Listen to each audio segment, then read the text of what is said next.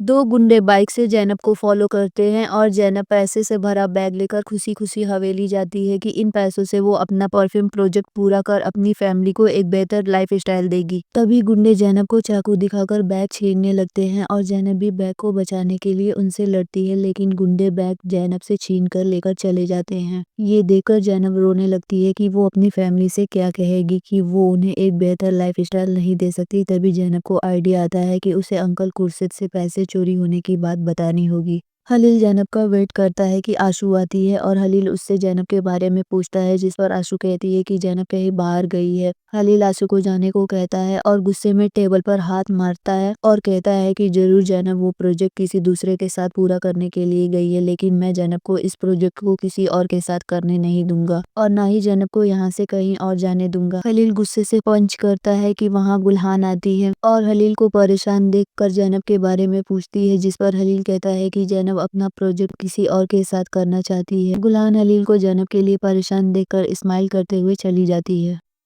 इधर हम खुर्शीद को पैसे के साथ देखते हैं। ये वही ज़ैनब के पैसे हैं जो खुर्शीद के लोगों ने ही ज़ैनब से छीनकर वापस खुर्शीद को दे देते हैं, क्योंकि खुर्शीद एक डाकू है जो बैंकों से पैसा चोरी करता है। तभी वहाँ ज़ैनब आती है और खुर्शीद पैसे छिपा देता है और ज़ैनब को देखकर झूठ-मूठ का पूछता है कि तुम्हारे साथ क्या हुआ है, जिस पर ज़ैनब उसे सारी बात बता देती है और खुर्शीद से थोड़े पैसे और लोन मांगती है और वादा करती है कि जैसे ही उसका प्रोजेक्ट पूरा होगा वो सारे पैसे वापस कर देगी। जिस पर खुर्शीद ज़ैनब को गन दिखाकर धमकी देता है कि अब मैं तुम्हें कोई पैसे नहीं दूंगा, बल्कि आज रात तक मेरे सारे पैसे वापस करो, नहीं तो मैं तुम्हारी फैमिली को नहीं छोड़ूंगा, नहीं तो मैं तुम्हारी फैमिली को जान से मार दूंगा। ये सुनकर ज़ैनब खुर्शीद से अपनी फैमिली को कुछ ना करने की रिक्वेस्ट कर चली जाती है कि वो आज रात तक पैसे वापस कर देगी। खुर्शीद अपने आदमियों से ज़ैनब को फॉलो करने को कहता है। ज़ैनब हवेली वापस आती है। इधर हलील ज़ैनब का वेट करता है कि ज़ैनब आती है और हलील ज़ैनब की कंडीशन देखकर पूछता है कि क्या हुआ है तुम्हारे साथ, जिस पर ज़ैनब झूठ बोल देती है कि मेरा छोटा सा एक्सीडेंट हो गया था। ज़ैनब हलील से कहती है कि वो तैयार है हलील की ऑफर एक्सेप्ट कर अपना प्रोजेक्ट हलील को बेचने के लिए,